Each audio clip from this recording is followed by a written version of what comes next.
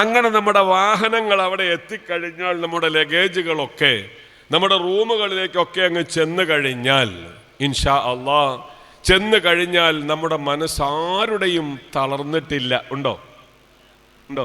സാധാരണഗതിയിൽ നമ്മൾ മുഹിമാത്തിൻ്റെ പരിസരത്ത് താമസിക്കുന്ന ആളുകൾ കാസർഗോഡ് പോയി വന്നാൽ ക്ഷീണമാണ് അല്ലേ? യാത്രാ ക്ഷീണമുണ്ട്. ഇപ്പോൾ ആർക്കെങ്കിലും ക്ഷീണമുണ്ടോ? ഒരു ക്ഷീണവും ഇല്ല, ആർക്കും ക്ഷീണമില്ല. എല്ലാവരുടെ മനസ്സിലും ഇനി കഅബ ഒന്ന് കണ്ടാൽ മതി. അള്ളാഹ് തൗഫീക്ക് ചെയ്യട്ടെ, അള്ളാഹ് തൗഫീക്ക് ചെയ്യുമാറാവട്ടെ.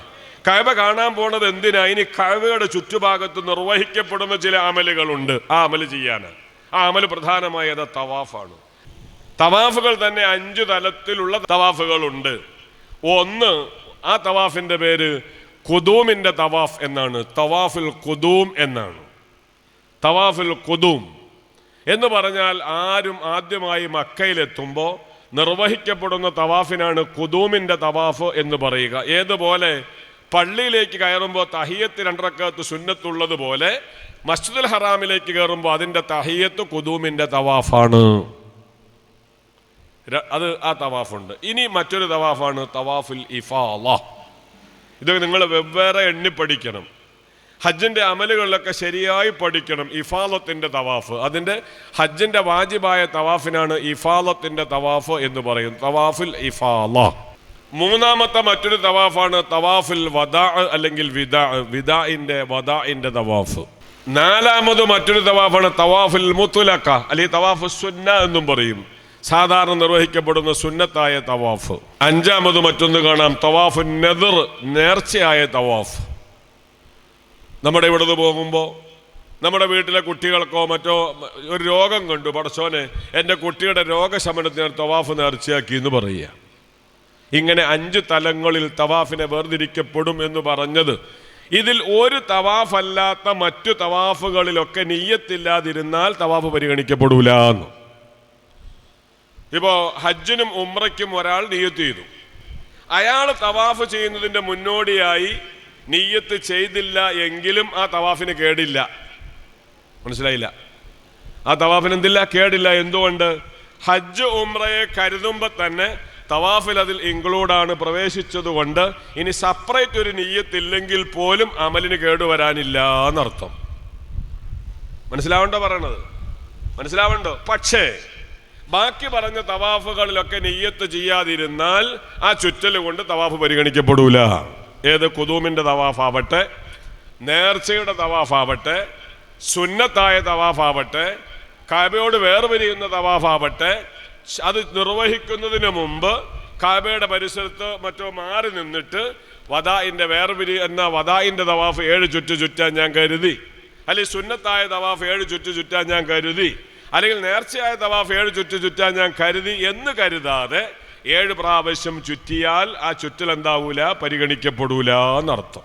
അപ്പൊ തവാഫ് നമ്മൾ ചെയ്യുമ്പോൾ അവിടെ ചില കാര്യങ്ങൾ ഇനി പരിഗണിക്കാനുള്ളത്, അതിനി നമുക്ക് ആ ഇതിലേക്ക് കടക്കാം. 9 വാജിബാത്തുകളും 8 സുന്നത്തുകളും ഉൾക്കൊള്ളുന്ന നിസ്കാരം പോലത്തെ ഒരു ഇബാദത്താകുന്നു തവാഫ്.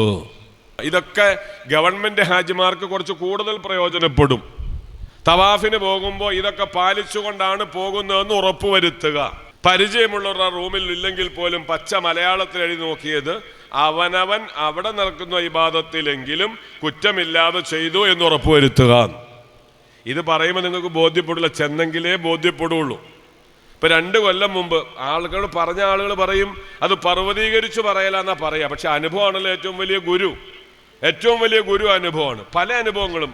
അപ്പൊ അതിൽ കണ്ടത്, എനിക്ക് നല്ല പരിചയമുള്ളവരാണ്. ഞങ്ങൾ സഫാ മറുവയ്ക്കിടയിൽ സഅയ് കഴിഞ്ഞിട്ട് ഹാജിമാരുമായി ദുആ കഴിഞ്ഞ് പുറത്തിറങ്ങുമ്പോൾ സ്ഥലം ചോദിക്കരുത്, ആളുടെ എണ്ണം ചോദിക്കരുത്.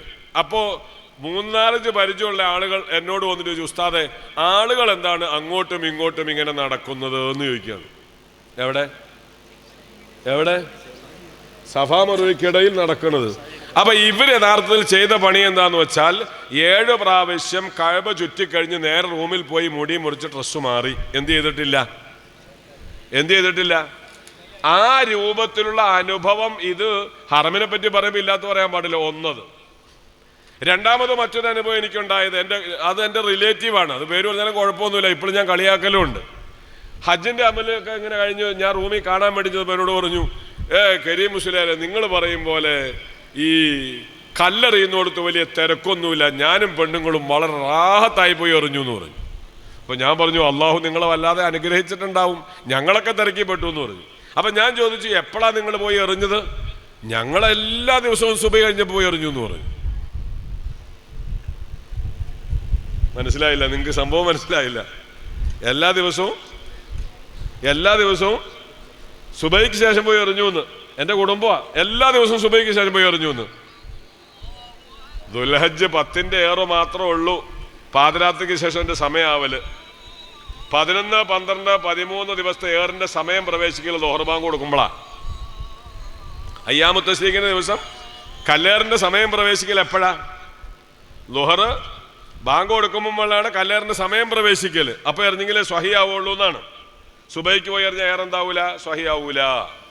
അപ്പോൾ യഥാർത്ഥത്തിൽ ഗൈഡില്ലാതെ വന്നപ്പോൾ എറിഞ്ഞു എന്ന് മാത്രമല്ല, എറിയാൻ വേണ്ടി പ്രോത്സാഹനം കൊടുത്ത് എന്നെ വന്ന് വെല്ലുവിളിക്കുകയാണ്. ഒരു തിരക്കും അവിടെ ഒന്നുമില്ല, നല്ല റാഹത്താ, ഞങ്ങൾ പോയി നല്ല ഉഷാറായിട്ട് എറിഞ്ഞു എന്നാണ് പറയണത്. ഇതേ മോഡൽ പിഴവുകൾ ഒന്നിനൊന്നായി വരാനുള്ള സാധ്യത വളരെ കൂടുതലുണ്ട്. അപ്പം അതുകൊണ്ട് നിങ്ങൾ നല്ലോണം എഴുതിയെടുക്കണം. തവാഫ് ചെയ്യുമ്പോൾ തവാഫ് ചെറിയൊരു അമലല്ല. ഇതിൻ്റെ കസ്വല, നിസ്കാരം പോലത്തെ ഒരു ഇബാദത്താണ്. ആ ഇബാദത്ത് നിർവഹിക്കപ്പെടുമ്പോൾ നിസ്കാരവും തവാഫും തമ്മിലുള്ള വ്യത്യാസം, ഫർഖ്, നിസ്കാരത്തിൽ സംസാരിച്ചാൽ നിസ്കാരം ബാത്തിലാണ്, പക്ഷെ തവാഫിൽ സംസാരിച്ചാൽ തവാഫ് ബാത്തിലല്ലെങ്കിലും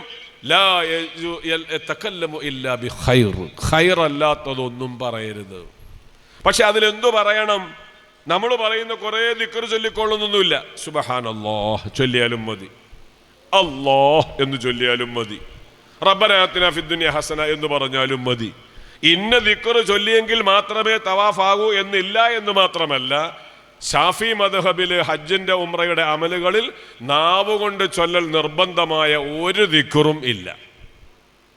ഇമാം അബൂ ഹനീഫ തങ്ങളുടെ മദ്ഹബിൽ മാത്രം ഇഹ്റാം ചെയ്യുമ്പോൾ തൽബിയത്ത് ചൊല്ലൽ നിർബന്ധമാണ്. ഇമാം അബൂ ഹനീഫ തങ്ങളുടെ മദ്ഹബിൽ ഇഹ്റാം ചെയ്യുമ്പോൾ തൽബിയത്ത് വേണം. ഷാഫി മദ്ഹബിൽ അതും ഇല്ല. അപ്പം രക്ഷപ്പെട്ടു എന്നാരും കരുതല്ലേ. കഴിവിന്റെ പരമാവധി ഇനിയുള്ള ദിവസങ്ങൾ ചെറിയ ദിക്ർ നോക്കി പഠിച്ചു വയ്ക്കുക.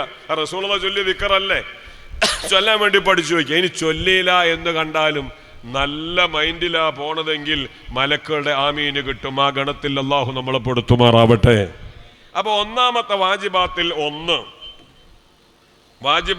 ഒന്ന് എഴുതി വയ്ക്കുക, നിയ്യത്ത് എന്നതാണ്. നിയ്യത്ത് എന്നതാണ് തവാഫിന്റെ വാജിബാത്തിൽ ഒന്ന്. നിയ്യത്ത് ചെയ്യുക. അത് ഓരോന്നിനും ഓരോ രൂപത്തിൽ. ഉംറതാണ് നവൈത്തു തവാഫൽ ഉംറത്തി സബ്അത്ത് അശ്വാത്തിൻ ലില്ലാഹി തആല. നവൈത്തു തവാഫൽ ഇഫാദ സബ്അത്ത് അശ്വാത്തിൻ ലില്ലാഹി തആല.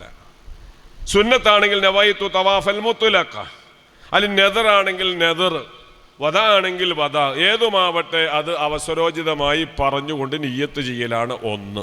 2, ഔറത്ത് സത്റുൽ ഔറ, ഔറത്ത് മറയ്ക്കുക എന്നതാണ് രണ്ടാമത്തെ വാജിബാത്ത്. ഈ ഫാൻസും മറ്റുമൊക്കെ ധരിച്ചു പഠിച്ച ആളുകൾ വസ്ത്രത്തിലേക്ക് മാറുമ്പോൾ പൊക്കിളൊക്കെ വെളിവാകുന്നത് ശരിക്ക് ശ്രദ്ധിക്കണം. ഔറത്ത് വെളിവാകാൻ പാടില്ല. ശരിയായ രൂപത്തിൽ ബെൽറ്റ് കൊണ്ട് ഔറത്ത് വെളിവാകാത്ത രൂപത്തിൽ ഭദ്രമായി മറയ്ക്കുക എന്നതാണ് രണ്ടാമത്തെ നിർബന്ധമുള്ള ഘടകം. 3, ഒളു ഉണ്ടാവുക എന്നതാണ്. ഒളു ഉണ്ടാവുക എന്നതാണ്. ഹജ്ജിന്റെ ഉംറയുടെ അമലുകളിൽ 2 സമയങ്ങളിൽ മാത്രമേ ഒളു നിർബന്ധം ഉള്ളൂ. മനസ്സിലായില്ല? ഹജ്ജിന്റെ ഉംറയുടെ ഏത് അമലിലാണെങ്കിലും 2 സമയത്തു മാത്രമേ ഒളു നിർബന്ധമുള്ളൂ. അറഫയിൽ നിൽക്കാൻ ഒളു നിർബന്ധമില്ല. മുസ്ദലിഫയിലെ മബീത്തിന് ഒളു നിർബന്ധം ഇല്ല. കല്ലേറിന് ഒളു നിർബന്ധം ഇല്ല. സഈ ചെയ്യാൻ ഒളു നിർബന്ധം ഇല്ല. പക്ഷെ ഇല്ല എങ്കിലും ഇവിടങ്ങളിലൊക്കെ ഒളു സുന്നത്താണ്. ലാ യദൂമു അലൽ വുളൂഇ ഇല്ലൽ മുഅ്മിൻ അൽ കാമിൽ. സയ്യിദുനാ മുഹമ്മദുർ റസൂലുള്ളാഹി പഠിപ്പിച്ചതാ. എപ്പോഴും ഒളു നല്ലതാണ്. പ്രത്യേകിച്ച് ഒരു അമലുകളിലാകുമ്പോൾ ഒളു എപ്പോഴും വേണ്ടതാണ്. ഇനി ഒരാൾക്ക് ഒളു പിടിച്ചിട്ട് കിട്ടണില്ലെങ്കിലും അള്ളാഹു നമ്മോട് വലിയ ലുത്ഫുള്ളവനാണ്. മുഴുസമയം ഒളു വേണ്ടതില്ല, തവാഫിൽ മാത്രം ഒളു ഉണ്ടായാൽ മതി. തവാഫിന് ശേഷമുള്ള 2 റക്അത്ത് സുന്നത്ത് നിസ്കാരത്തിലും മാത്രമേ ഒളു നിർബന്ധം ഉള്ളൂ. മറ്റ് സമയങ്ങളിലൊന്നും ഒതു എന്തില്ല, നിർബന്ധം ഇല്ല. അപ്പോൾ ഒതു ഉണ്ടാവുക എന്നത് മൂന്നാമത്തെ വാജിബാത്തിൽ പെട്ടതാണ്. ഇനി 4, അത് ഭക്ഷണം കഴിഞ്ഞിട്ട് ഇൻഷാ അല്ലാഹ് കഅബ നല്ലവണ്ണം ഒന്ന് പരിചയപ്പെടാനുണ്ട്. കഅബ നല്ലോണം പരിചയപ്പെടുമെന്ന് പറഞ്ഞാൽ നിങ്ങൾ എഴുതി വെക്കണം. എഴുതി വെച്ചിട്ട് പരാമർശിക്കപ്പെടുന്ന സ്ഥലങ്ങളിൽ ഒന്നിലധികം തവണ പോകാൻ നിങ്ങൾ കൊതിക്കുകയും പോവുകയും വേണം. അള്ളാഹു തൗഫീക്ക് ചെയ്യട്ടെ.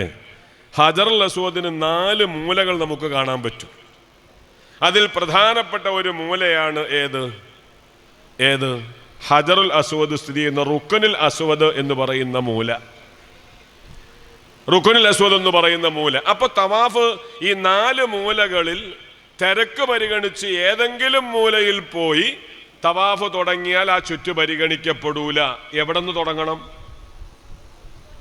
എന്താ മിണ്ടാത്ത? എവിടെ? ഹജറുൽ അസ്വദിന്റെ മൂലയിൽ തന്നെ തുടങ്ങണം. അപ്പൊ ഇപ്പൊ എത്ര പറഞ്ഞു നമ്മള്? അതിലും തർക്കമായി. ഹജറുൽ അസ്വദ് മുതൽ തുടങ്ങുക എന്ന 4-മത്തതാണ് ഇപ്പൊ നമ്മൾ പറഞ്ഞത്. 1 നിയ്യത്ത് വേണം,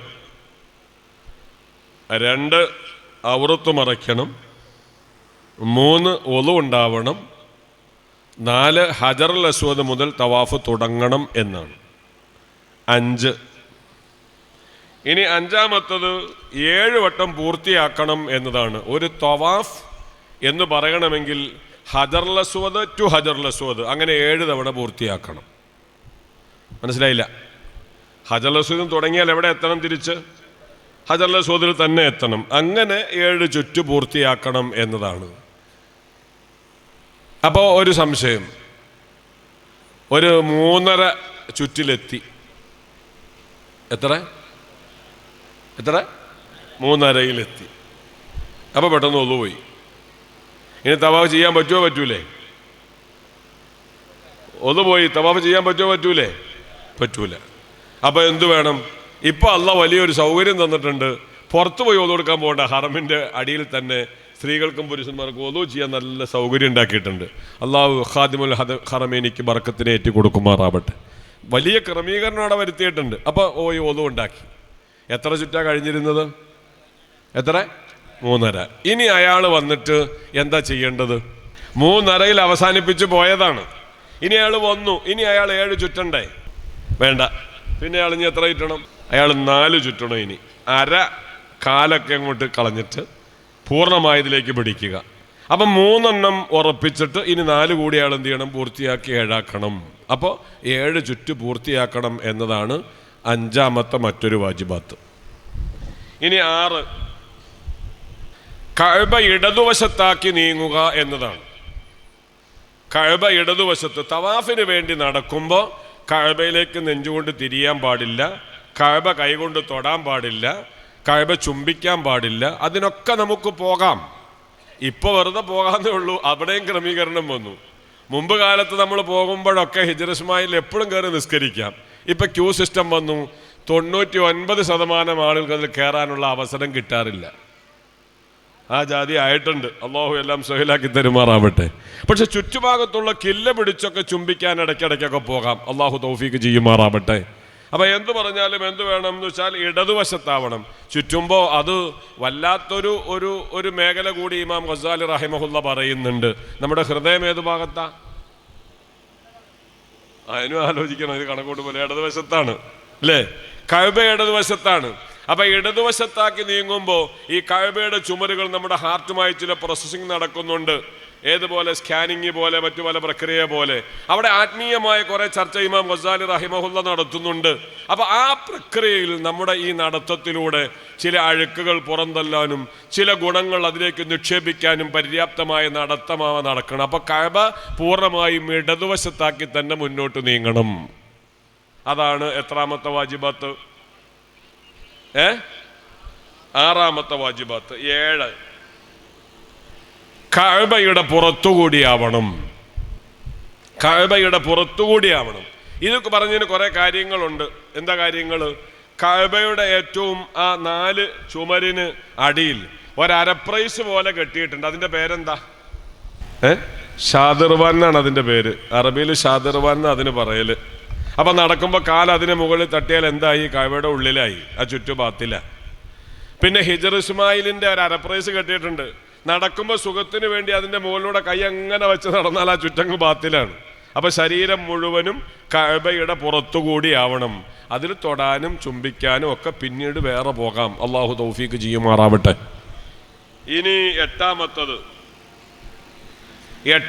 മസ്ജിദുൽ ഹറാമിലൂടെ ആവണം. അവിടെ സഈ നടക്കണുണ്ട്. ചുറ്റാൻ എളുപ്പത്തിന് തിരക്ക് പറഞ്ഞ് അങ്ങോട്ട് പോയി ചുറ്റിയാൽ അത് തവാഫായി പരിഗണിക്കൂല. മസ്ജിദുൽ ഹറാമിൻ്റെ ഉള്ളിലൂടെ ആവണം എന്ത് നടക്കേണ്ടത്? തവാഫ് നടക്കേണ്ടത്. 9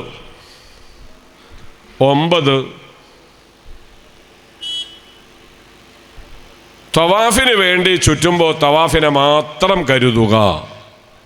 തവാഫിന് വേണ്ടിയുള്ള ചൊല്ലി തവാഫിനെ മാത്രം കരുതുക. മറ്റു ഇപ്പോൾ ഭാര്യയും ഭർത്താവുമായിട്ട് പോയത്, ഭാര്യ കൂട്ടം വിട്ടുപോയി, അപ്പോൾ അവളുടെ അന്വേഷണം തവാഫും രണ്ടും കൂടി പണി പറ്റൂല. അന്വേഷിക്കാൻ വേറെ പോകാം. തവാഫായി തന്നെ എന്ത് ചെയ്യണം? തുടരണം.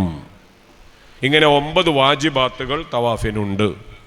ഇനി 8 സുന്നത്ത് കൂടിയുണ്ട്. അതോടെ നമുക്കൊന്ന് പഠിക്കാം. 8 സുന്നത്ത് കൂടിയുണ്ട്. ഒന്ന് പുരുഷന്മാർ ഇളുത്തിബാ രൂപത്തിൽ വസ്ത്രം ധരിക്കുക എന്നതാണ്. ഇളുത്തിബാ പൂണൂൽ, ബ്രാഹ്മണർ പൂണൂൽ അണിയുന്ന രൂപത്തിൽ നമ്മൾ എന്ത് ചെയ്യുക? അതിന് അറബിയിൽ ഇളുത്തിബാ എന്ന് പറയുന്നത് പൂണൂൽ രൂപത്തിൽ വസ്ത്രം ധരിക്കൽ സുന്നത്താണ്.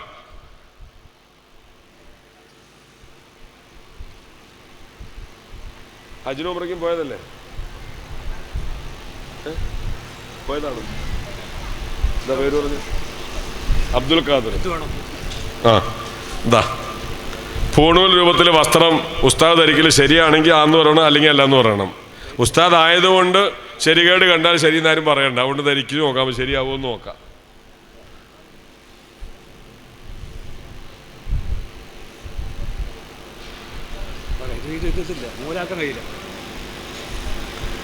ഇത് ശരിയായെന്ന് അഭിപ്രായം കൈമന്തിക്ക്. ഇത് ശരിയായി എന്ന അഭിപ്രായമുള്ളവരെന്ന് കൈമന്തിക്കാൻ. ശരിയല്ലേ? എന്തെങ്കിലും ഒരു കൂട്ടർ പറഞ്ഞ് ഇനി ശരിയായാലും വേണ്ടില്ല, തെറ്റായാലും വേണ്ടില്ല, കഴിച്ചില്ലായ മതി എന്നുള്ള ഇളുത്തിബാ രൂപത്തിൽ ഇപ്പോൾ ഇട്ട ശരിയാണത്. അതിപ്പോൾ ചെറിയ വസ്ത്രമായതുകൊണ്ട് അങ്ങനെ ഇട്ടത്. മറ്റേ നമ്മൾ പുതച്ചാണല്ലോ ഇടണത്. ഇങ്ങനെ പുതച്ചല്ലേ ഇടല? ഇങ്ങനെയാണല്ലോ. ഇത് ചെറുതാണ്, മറ്റേ വലുതാണ്. അപ്പോൾ ഇതിങ്ങനെ എന്താണ്? പുതയ്ക്കുകയാണ്. ആ പുതച്ചിട്ട് നമ്മൾ ഇങ്ങനെ ഇടും. വലത് ചുമൽ വെളിവാകും, ഇടത് ചുമലിൻ്റെ മുകളിലേക്ക് ഇതിന് 2 തെല്ലുകൾ വരും.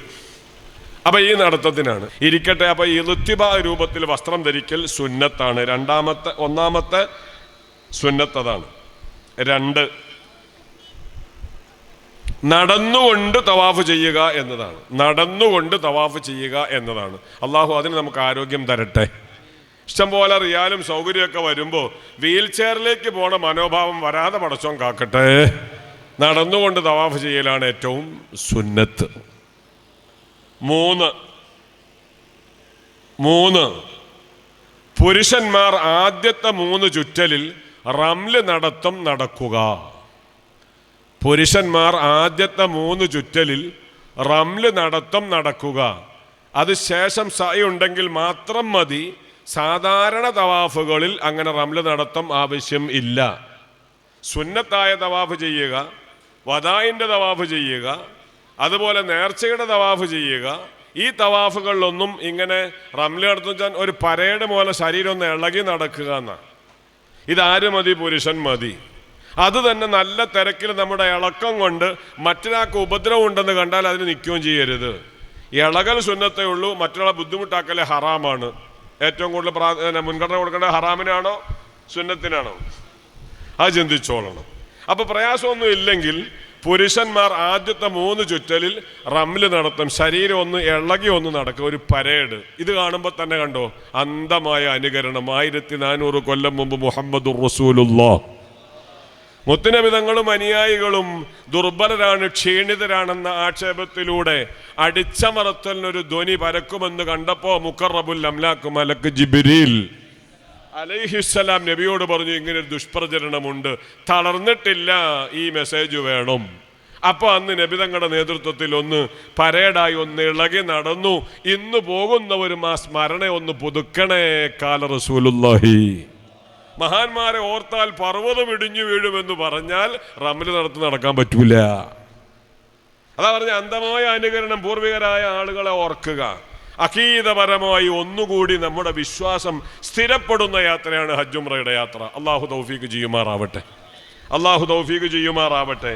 പിന്നെ നാലാമത്തത് ഹജറുൽ അസ്വദ് കൈകൊണ്ട് ആംഗ്യം കാണിച്ചു ചുംബിക്കുക. മുമ്പ് കിതാബിലേക്കുള്ള ഹജറുൽ അസ്വദ് തൊട്ട് ചുംബിക്കുക എന്നാ. ഇപ്പോൾ അത് പറയാൻ പറ്റൂല, കാരണം അവിടെ അത്തർ നല്ലോണം പൂശിയിട്ടുണ്ട്. ഇഹ്റാമിൽ സുഗന്ധം ഹറാമാണ്. അപ്പൊ അടുത്ത് അവസരം കിട്ടിയാൽ പോലും കൈ അങ്ങോട്ട് സ്പർശിച്ചിട്ട് തൊടുക എന്നത് ഒഴിവാക്കണം. മനസ്സിലായില്ല? മനസ്സിലായോ? നമ്മളിങ്ങനെ ചെയ്യുമല്ലോ. അവിടെയും ഒരു കാര്യം നമ്മൾ ചെയ്യാനുള്ളത്, ഹജറുൽ അസ്വദിന്റെ മൂല മനസ്സിലാക്കാൻ പണ്ട് കാലത്തൊക്കെ ഒരു ബിസ്ക്കറ്റ് കളർ ഒരു മാർബിൾ അതിൻ്റെ നേരെ വിരിച്ചിരുന്നു. ഇപ്പൊ സൗദി ഗവൺമെന്റ് അത് ഒഴിവാക്കി. ജനങ്ങൾ അവിടെ പോയി തടിച്ചു കൂടുന്നതുകൊണ്ട് അത് ഒഴിവാക്കി. ഇപ്പം അതറിയാനുള്ള വഴി എന്താണ്? നേരെ ചുമലിൽ ഒരു പച്ച ലൈറ്റ് അവിടെ ക്രമീകരിച്ചിട്ടുണ്ട്. അപ്പൊ നമ്മൾ ആ പച്ച ലൈറ്റിന്റെ അടുത്ത് അവിടെ ചൊല്ലുമ്പോൾ ഹജറുൽ അസ്വദിലേക്ക് ഇങ്ങനെ തിരിഞ്ഞ് കൈകൊണ്ടാരും നിൽക്കേണ്ടതില്ല.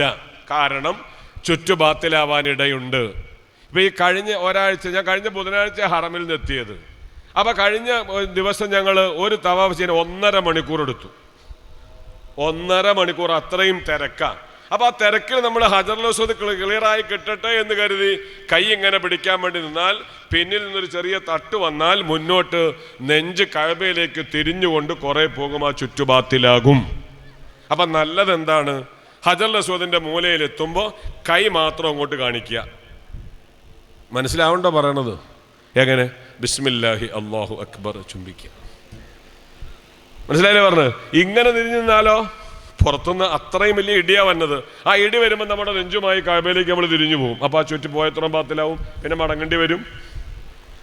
അപ്പൊ അതുകൊണ്ട് ആ കാര്യം ശ്രദ്ധിക്കുക. ആ മൂലയിലെത്തുമ്പോൾ കൈ എങ്ങനെ കാണിച്ചാൽ മതിയാകും. ഇതാണ് മറ്റൊന്ന്. മറ്റൊരു സുന്നത്ത് സാന്ദർഭികമായ ദിക്ർ ദുആ നിർവഹിക്കുക എന്നതാണ്. ഓരോ ചുറ്റിലും പ്രത്യേകമായ ദുആ ഉണ്ട്. കിട്ടണവരത് ചൊല്ലുക. ചെറിയ ബുക്കുകൾ കിട്ടും, ആ ബുക്കിൽ നോക്കി ഇപ്പൊ തന്നെ കുറച്ചൊക്കെ പഠിക്കുക. ഇനി മറ്റൊരു സുന്നത്ത്, അത് 6ാമത്തെ സുന്നത്താണ് തവാഫുകൾക്കിടയിൽ വിട്ടുപിരിക്കാതിരിക്കുക എന്നത്. തവാഫുകൾക്കിടയിൽ വിട്ടുപിരിക്കാതിരിക്കുക. കാരണങ്ങളുണ്ടെങ്കിലാവാം. ഇനിയിപ്പോ ഒരാള് ഒരു 4 കഴിഞ്ഞു തല ചുറ്റി, എന്നാ പിന്നെ ഇത് പൂർത്തിയാക്കിയിട്ടിരിക്കണ ആ വാശി വേണ്ട, അവിടെ ഒന്ന് അല്പം ഇരുന്നു, ക്ഷീണം മാറിയിട്ട് ബാക്കി എന്ത് ചെയ്താൽ തുറന്നാൽ മതി എന്നർത്ഥം. അല്ലെങ്കിൽ വല്ലാതെ ദാഹം അനുഭവപ്പെട്ടു, ഇപ്പൊ തൊണ്ട വരണ്ട വല്ലാത്തൊരവസ്ഥയിലാണ്, വെള്ളം കുടിക്കേണ്ടി വന്നു, കുടിച്ചിട്ട് എന്ത് ചെയ്താൽ പൂർത്തിയാക്കിയാൽ മതി. കാരണങ്ങൾ കൂടാതെ തവാഫുകൾക്കിടയിൽ വിട്ടുപിരിക്കാതിരിക്കൽ സുന്നത്തുണ്ട് എന്നർത്ഥം. പിന്നെ മറ്റൊരു സുന്നത്ത്, തവാഫിൽ വിനയവും ഭക്തിയും ഖുശൂ പ്രകടിപ്പിക്കുക. നിസ്കാരത്തിന്റെ അതേ മാറ്റർ തവാഫിൽ വിനയവും ഭക്തിയും പ്രകടിപ്പിക്കുക എന്നതാണ് മറ്റൊരു സുന്നത്തായി ഫിഖ്ഹിന്റെ കിതാബിലുള്ളത്. വിനയവും ഭക്തിയും വേണം. എത്രയാ തവാഫിനെ പറ്റി പറയൽ, സുബ്ഹാനല്ലാഹ്, ധാരാളമായി അതിൻ്റെ ഫളായിൽ പറയാനുണ്ട്. പക്ഷെ സമയപരിമിതി കൊണ്ട് ഞാൻ അതിലേക്ക് പോണില്ല. തവാഫിൽ വിനയവും ഭക്തിയും പ്രകടിപ്പിക്കുക. 8 തവാഫ് പൂർത്തീകരിച്ചാൽ ശേഷം 2 റക്അത്ത് സുന്നത്ത് നിസ്കരിക്കുക. തവാഫിന് ശേഷമുള്ള 2 റക്അത്ത് സുന്നത്ത് എന്നാണ് അത് പറയല്. വത്തഖിദു മിൻ മഖാമി ഇബ്രാഹീമ മുസല്ല. ഖുർആൻ. ഉമർ ഫാറൂഖ് റളിയല്ലാഹുവിന്റെ ജീവിക്കുന്ന കറാമത്ത് ഇബ്രാഹിം മഖാം കണ്ട. ഓരോന്നും അതാണ്. 1400 കൊല്ലം മുമ്പ് സയ്യിദുനാ മുഹമ്മദുർ റസൂലുള്ളാഹി സ്വല്ലല്ലാഹു അലൈഹി വസല്ലമ തങ്ങളും ഉമർ ഫാറൂഖ് തങ്ങളും ഇങ്ങനെ ഹറമില് പരിശുദ്ധമായ മത്താഫിൽ വരുമ്പോൾ 5000 വർഷങ്ങൾക്കപ്പുറം ഖലീലുല്ലാഹി ഇബ്രാഹിം നബി അലൈഹിസ്സലാം കഅബയുടെ നിർമ്മാണവുമായി ബന്ധപ്പെട്ട് കയറിയുന്ന കല്ലൊരു ഭാഗത്ത് ഇങ്ങനെ മാറിക്കണ്ടു.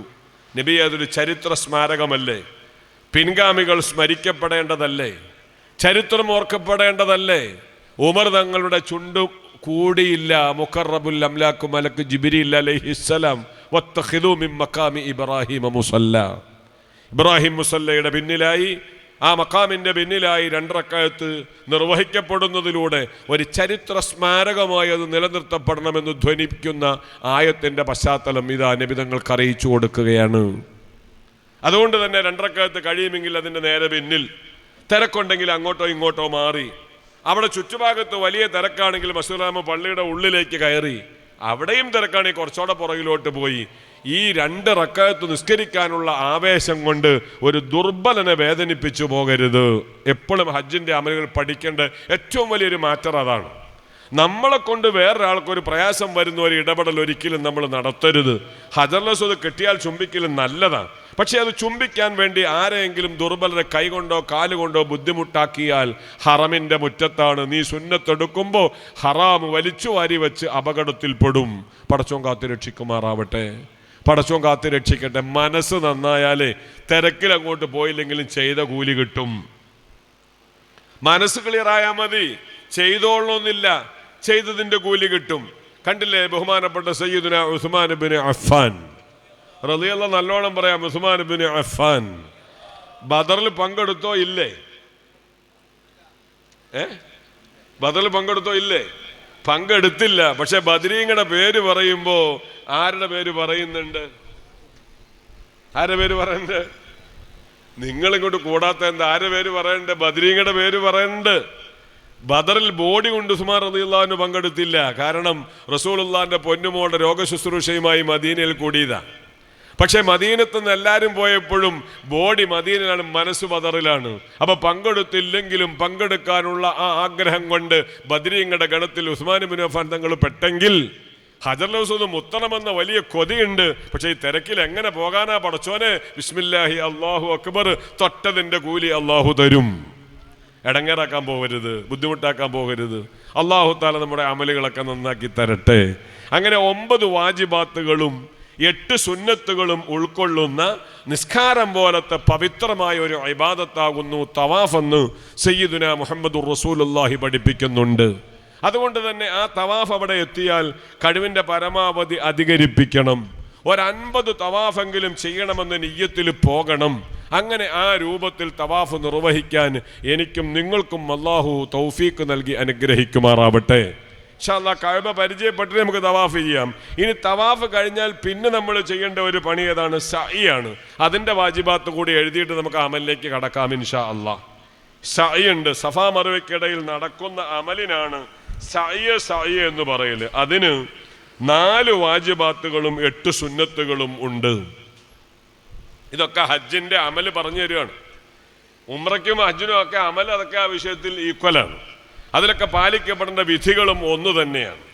അതിൽ ഒന്നാമത് സഅയിൽ നമ്മൾ ചിന്തിക്കേണ്ടത് എന്താണ്? 1 സഫ മുതൽ നടത്തം ആരംഭിക്കുക എന്നതാണ്. സഫ മുതൽ സഅയ് തുടങ്ങുക എന്നതാണ്. സഫ മറുവ 2 പ്രദേശങ്ങളാണ്. വലിയ കുന്നൊന്ന് സങ്കല്പമായി പോകാനൊന്നുമില്ല. സഫ ഒരു ചെറിയ ഒരു അല്പം കയറ്റം. അത് മുകൾ നിലയിലേക്ക് പോയാൽ അത് നമുക്ക് അനുഭവപ്പെടുകയുമില്ല, താഴെയാണെങ്കിൽ അത് അനുഭവപ്പെടുകയുള്ളൂ. സഫ മുതൽ ആരംഭിക്കണം. മറുവയിൽ നിന്നോ സഫയുടെ താഴെ നിന്നോ ആരംഭിച്ചാൽ പറ്റൂല, സഫയുടെ മുകളിൽ നിന്ന് തന്നെയാണ് ആ നടത്തം തുടങ്ങേണ്ടത്. 1. 2 സഫാ മറുവയ്ക്കിടയിലുള്ള മുഴുവൻ സ്ഥലവും മുറിച്ച് കടക്കണം. അത് കൃത്യമായി നോട്ട് ചെയ്യണം. ഗവൺമെൻറ് ഹാജിമാർ ഇന്ന് മുതൽ അത് മനസ്സിൽ ശരിക്ക് കൊണ്ട് നടക്കണം. എന്തിനാണെന്നറിയോ? സഅയ് ചെയ്യുമ്പോൾ നമുക്കറിയാം, സഫയിൽ എത്തുന്നതിന് മുമ്പ് മറുവയിലും സഫയിലും നമ്മളിങ്ങനെ നടക്കുമ്പോൾ ഇടയ്ക്കിടയ്ക്ക് ഇഷ്ടം പോലെ ക്രോസിങ്ങിൻ്റെ പാസേജുകൾ അവിടെ ധാരാളമുണ്ട്. പോയവർക്കറിയാൻ പാടില്ലേ? ഇല്ലേ? ഈ ക്രോസിങ്ങിൻ്റെ പാസേജ് ധാരാളം ഉണ്ട്. അപ്പം അമിതമായ തിരക്കിൻ്റെ ഘട്ടങ്ങളിലൊക്കെ സഫയിലേക്ക് എത്തുന്നതിന് മുമ്പ് തന്നെ, അല്ലെങ്കിൽ മറുവയിലേക്ക് എത്തുന്നതിന് മുമ്പ് തന്നെ ആ ക്രോസിംഗ് പാസേജിലൂടെ ആളുകൾ ഇങ്ങനെ കവർ ചെയ്ത് പോണത് കാണും. മനസ്സിലാവണ്ടോ? ആ ബാക്കിലൊക്കെ മനസ്സിലാവണ്ടോ? പോണത് കാണും. അപ്പം നമ്മൾ അതിൻ്റെ പിന്നാലെ കൂടിയേക്കരുതെന്ന്. അതിൻ്റെ പിന്നാലെ എന്ത് ചെയ്യാൻ പാടില്ല? കൂടാൻ പാടില്ല. അങ്ങോട്ട് കയറി ആ സ്ഥലം മുഴുവനും മുറിച്ച് കടക്കുക തന്നെ വേണം. സഫാ മറുവയ്ക്കിടയിലുള്ള മുഴുവൻ സ്ഥലവും മുറിച്ച് കടക്കുക എന്നതാണ് സഅയിൻ്റെ 2ാമത്തെ വാജിബാത്തായി ഫിഖ്ഹിൻ്റെ കിതാബിലുള്ളത്. ഇനി 3, 7 വട്ടം പൂർത്തിയാക്കുക എന്നതാണ്. ഒരു സഅയി പരിഗണിക്കപ്പെടണമെങ്കിൽ 7 തവണ ചുറ്റണം. അല്ലാതെ ഒരു തവണ സഫയിൽ നിന്ന് മർവയിലേക്ക് എത്തിയാൽ അത് സഅയി പരിഗണിക്കുകയില്ല. 7 തവണ പൂർത്തിയാക്കണം എന്നതാണ് 3ാമത്തെ വാജിബാത്തിൽപ്പെട്ടത്. 4 സ്വഹീഹായ തവാഫിന് ശേഷം ആവണം. സ്വഹീഹായ തവാഫിന് ശേഷമാവണം. വെറും സഅയ് എന്ന് പറയുന്ന ഒരു അമലില്ല. പിന്നെ എന്തു വേണം? സ്വഹീഹായ തവാഫിന് ശേഷമാവണം. അപ്പൊ തവാഫ് ഇല്ലാതെ വെറും സഅയ് എന്ന് പറയുന്നൊരു പ്രക്രിയ ഇല്ല എന്നർത്ഥം. ഇപ്പം നമ്മൾ തന്നെ ഈ പ്രൈവറ്റ് ഗ്രൂപ്പിലെ ഹാജിമാർ പലപ്പോഴും മദീനത്തുനിന്ന് വന്നാൽ ഹജ്ജിൻ്റെ സഅയ് നേരത്തെ ചെയ്യാറുണ്ട്. ഹജ്ജിൻ്റെ സഅയ് നേരത്തെ ചെയ്യാറുണ്ട്. അതെങ്ങനെയാ? ഖുദൂമിൻ്റെ തവാഫിന് ശേഷമാണ്. തവാഫ് മുൻകടക്കാതെ സഅയ് മാത്രം എന്ന് പറയുന്നൊരു പ്രക്രിയ ഇല്ല. സഅയ് മാത്രം എന്ന് പറയുന്നൊരു പ്രക്രിയയില്ല. അപ്പോൾ പ്രൈവറ്റ് ഹാജിമാർ ഹജ്ജിന് ശേഷമുള്ള വലിയ ഒരു തിരക്കൊഴിവാക്കാൻ വേണ്ടിയിട്ട് മദീനത്തുനിന്ന് വന്ന് ലഗേജൊക്കെ റൂമിൽ വെച്ച് നേരെ പോയി ഖുദൂമിൻ്റെ തവാഫ് ചെയ്യും. ആ ഖുദൂമിൻ്റെ തവാഫ് കഴിഞ്ഞിട്ട് ഹജ്ജിൻ്റെ സഅയ് നേരത്തെ നിർവഹിക്കാം. അങ്ങനെ ചെയ്യുന്നതിന് മദ്ഹബിൽ വിരോധം ഇല്ല. പറഞ്ഞു വന്നതിൻ്റെ സാരം, സ്വഹീഹായ തവാഫിന് ശേഷമല്ലാതെ എന്തു പറ്റൂല? സഅയ് ചെയ്യാൻ പറ്റൂല. ഇങ്ങനെ 4 വാജിബാത്തുകൾ സഅയിനുണ്ട്. സ്വഫയിൽ നിന്ന് മർവയിൽ എത്തുമ്പോൾ സഅയിൽ ഒരു ചുറ്റായി പരിഗണിക്കപ്പെടാൻ പറ്റൂലേ? അതങ്ങനെ വരും.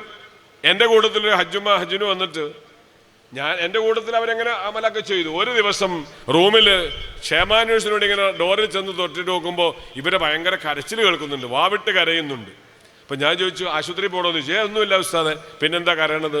ഞാൻ ഇന്നെൻ്റെ മരിച്ച പിതാവിനാ ഉംറ ചെയ്തത്, ആ പിതാവ് ചെയ്ത തെറ്റിനെ പറ്റി ആലോചിച്ചുകൊണ്ട് ഞാൻ കരഞ്ഞതാന്ന് പറഞ്ഞു. പടച്ചോനെ. ഞാൻ ചോദിച്ചു, എന്താ അത്? ഉസ്താദിൻ്റെ കൂട്ടത്തിൽ 1-2 ഉംറ ചെയ്തിട്ട് എനിക്ക് ഒരു പ്രയാസം ഉണ്ടായില്ല. ഇന്നത്തെ ഉംറയിൽ ഞാൻ മരിച്ച അവസ്ഥയിൽ ആ റൂമിലെത്തിയെന്ന് പറഞ്ഞു. അപ്പം ഞാൻ ചോദിച്ചു, എങ്ങനെയാ നിങ്ങൾ ഉംറ ചെയ്തത്? ഉസ്താദ് പറഞ്ഞ പോലെ. അതെങ്ങനെ? ഉസ്താദ് പറഞ്ഞ പോലെ. അങ്ങനെ ഓരോ അമലും ഞാൻ ചോദിച്ചു. സഅയ് എങ്ങനെയാ ചെയ്തത്? അത് സഫയിൽ നിന്ന് ഞാൻ മർവയിൽ പോയി, മർവയിൽ നിന്ന് സഫയിൽ എത്തിയപ്പോൾ 1. മനസ്സിലായില്ല? സഫയിൽ നിന്ന് മർവയിൽ പോയി, മർവയിൽ നിന്ന് വീണ്ടും സഫയിലെത്തിയപ്പോൾ 1. അപ്പം ഞാൻ വിചാരിച്ചു, പടച്ചോൻ എൻ്റെ ഹജ്ജുമാൻ്റെ റൂഹ് തിരിച്ചിട്ട് അൽഹംദുലില്ലാ ഖൈറായല്ലോ എന്ന്. അപ്പം ഇവര് വിവരമില്ലാതെ ആ വിഷയം ചെയ്തിട്ട് പരാതി ഇറക്കാൻ മരിച്ചുപോയ പിതാവിനാണ്. പടച്ചോൻ ആ പിതാവിന് പുറത്തു കൊടുക്കുമാറാവട്ടെ. അപ്പം സഫയിൽ നിന്ന് മർവയിലെത്തിയാൽ 1 എന്ന് ഉറപ്പിക്കണം. മർവയിൽ നിന്ന് വീണ്ടും സഫയിലെത്തിയാൽ 2.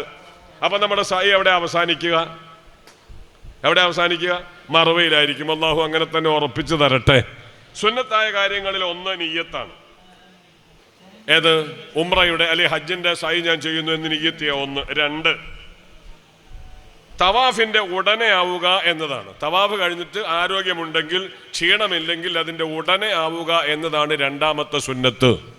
3 സഫയിലും മർവയിലുമായി പരാമർശിക്കപ്പെട്ട ദിക്റുകൾ നിർവഹിക്കുക എന്നതാണ്. ചില ദിക്റുകളുണ്ട്, അറിയുന്നവർ ആ ദിക്റ് ചൊല്ലുകൾ, അത് സുന്നത്തുണ്ട്. 4 പച്ചത്തൂണുകൾക്കിടയിൽ പുരുഷന്മാർ അല്പം വേഗതയിൽ പോവുക എന്നതാണ്. അതും അന്ധമായ അനുകരണമാണ്. എന്തേ അനുകരണം? അത് നമുക്ക് പറയാം. പൂർവികരെ ഓർക്കാത്ത ഒരു ഹജ്ജ് സംതൃപ്തിയോടെ ചെയ്യാൻ ഒരു മുസ്ലിമിന് കഴിയൂല. ആ ചിന്ത അള്ളാഹു നമുക്ക് നിലനിർത്തി തരുമാറാവട്ടെ. എവിടെയും ആ മഹാന്മാരെ ഓർത്തേ പറ്റുള്ളൂ. അതാണ് 4ാമത്തത്. പച്ചത്തൂണുകൾക്കിടയിൽ വേഗത്തിൽ പോവുക. 5 ഔറത്ത് മറയ്ക്കുക. 6 ഒളു ഉണ്ടാവുക. ഇതൊക്കെ സുന്നത്താണ് കേട്ടോ. ഒളു ഉണ്ടാവുക. 7 വാഹനം കയറാതിരിക്കുക. വീൽചെയറോ മറ്റോ ആരോഗ്യമുണ്ടെങ്കിൽ അത് ഉപയോഗപ്പെടുത്താണ്ടിരിക്കുക. 8 മറ്റുള്ളവരെ പ്രയാസപ്പെടുത്താതിരിക്കുക, ബുദ്ധിമുട്ടിക്കാതിരിക്കുക. ഇങ്ങനെ 8 സുന്നത്തുകളും 4 വാജിബാത്തുകളും ഉൾക്കൊള്ളുന്ന മഹത്തായ ഒരു ഇബാദത്താകുന്നു സഅയ്. 9 വാജിബാത്തും 8 സുന്നത്തും ഉൾക്കൊള്ളുന്ന നിസ്കാരം പോലത്തെ ഒരു ഇബാദത്താകുന്നു തവാഫ്. 4 വാജിബാത്തും 8 സുന്നത്തും ഉൾക്കൊള്ളുന്ന ഒരു ഇബാദത്താകുന്നു സഅയ്. ഇങ്ങനെ തവാഫും സഅയും ആണ് ഹജ്ജിന്റെ പ്രധാനപ്പെട്ട അല്ലെങ്കിൽ ഉംറയുടെ പ്രധാനപ്പെട്ട ഒരു അമൽ എന്ന് പറയുന്നത്.